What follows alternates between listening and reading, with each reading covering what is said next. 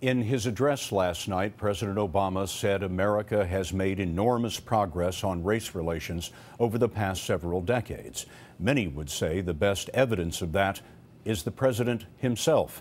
He is, of course, in a unique position to address the race issue. And here's Major Garrett.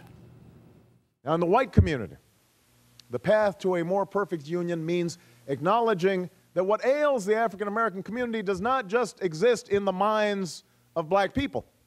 That was candidate Barack Obama in 2008, visualizing a less divided country, encouraging a more candid conversation about America's legacy of racism. He offered himself as a president who could lead that conversation, and there's been no shortage of events testing that promise or the president's leadership. When Henry Louis Gates, a Harvard professor and friend, was suspected of burglarizing his own home in Cambridge, Massachusetts, from the White House, the president was blunt. The Cambridge police acted stupidly in arresting somebody when there was already proof that they were in their own home. There is a long history in this country of African Americans and Latinos being stopped by law enforcement disproportionately. That's just a fact. The president was accused of commenting prematurely. The resulting beer summit fiasco between Gates and the police officer taught Mr. Obama the limits of his own rhetoric and symbolic power.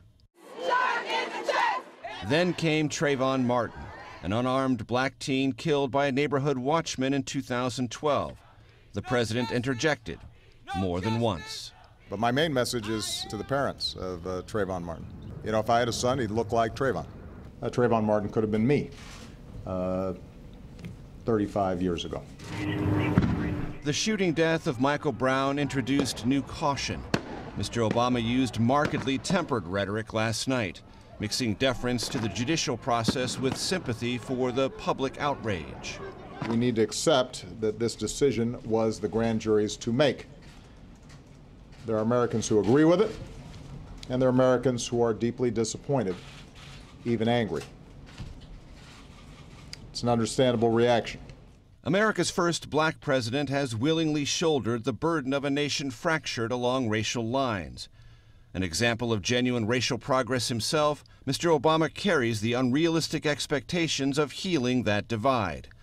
A president with a singular perspective is tested once more.